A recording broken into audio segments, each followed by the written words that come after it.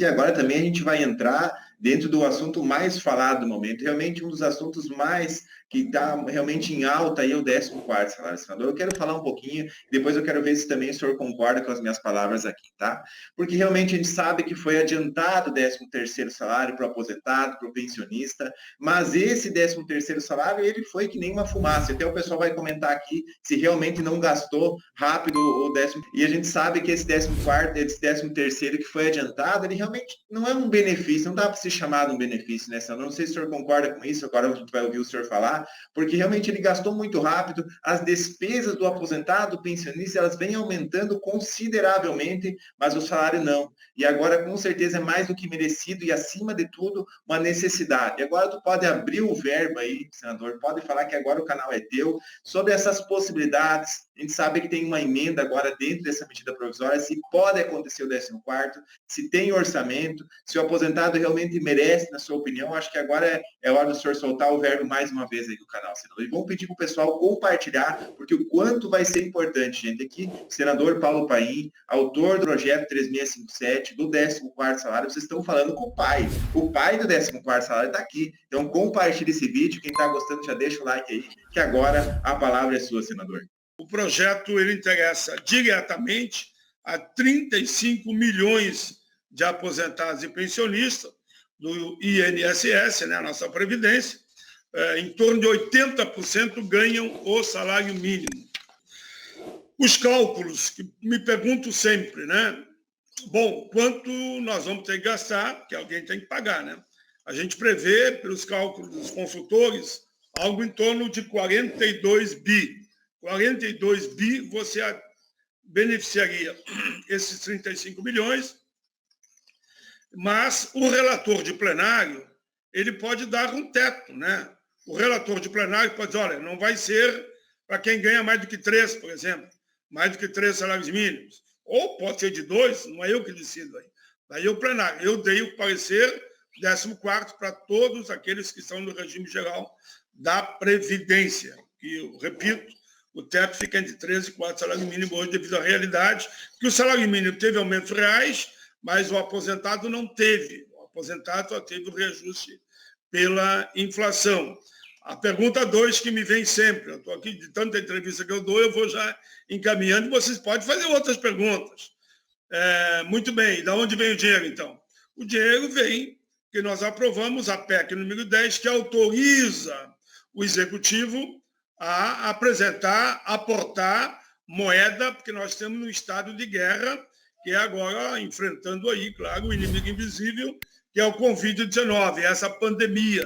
Então, falta de dinheiro não é. Tem que haver vontade política de fazer acontecer. Só como exemplo, os Estados Unidos prevê um investimento de moeda nova no mercado de 7 trilhões de dólares. E aqui no Brasil daria mais ou menos 7 trilhões de dólares, aqui está mais que 5 por 1, né? Vamos de 7 vezes 5, 35, aqui daria 35 trilhões de reais, né? 35 trilhões de reais, se fosse comparar, investir a mesma coisa. Claro, Estados Unidos, nós somos nós, né? Ninguém está pensando em investir isso. Mas aqui no Brasil, ninguém sai dessa pandemia se não investir em torno aí, no fim, em torno de 10 tri de reais. Já, por exemplo, os bancos receberam 1 trilhão e 200, se tiver depois mais um reforço. Uns 2 trilhões e meio já foi usado. Ora, essa crise não termina agora.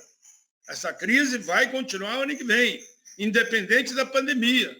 Talvez o próprio reflexo da pandemia o ano que vem. Eu espero que a gente tenha vacina aí entre dezembro e janeiro, né? Mas a crise econômica, você não termina com ela com um estalar de dedos, né?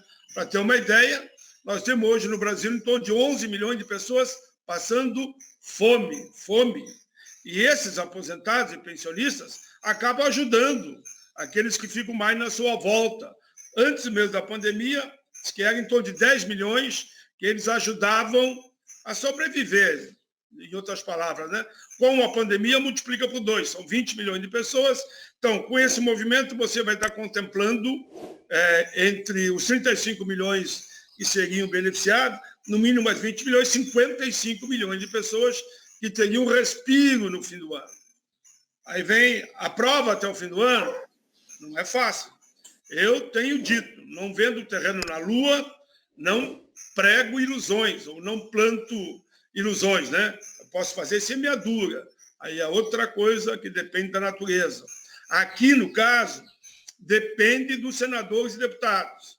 Eu estou fazendo a minha parte, mas é preciso que haja pressão popular em todos os senadores, que eu digo para eles sempre, pressione, são 3 senadores por Estado, pressione os 3 senadores, não importa o partido, façam o pedido, façam um apelo para que eles votem esse projeto do 14º salário, que está pronto para ser aprovado ou não, né, no Senado. E também remetam correspondência para os partidos, para os líderes, e consultem, não é consultem, conversam, perguntem aos próprios vereadores e prefeitos como é que o partido dele vê essa questão, né? Porque isso tudo repercute em escala, o efeito dominó lá em cima, para que efetivamente o 14º seja aprovado. A última questão só nessa abertura, alguém me diz, mas se não aprovar esse ano? Se não aprovar esse ano, nós temos que continuar brigando para o ano que vem.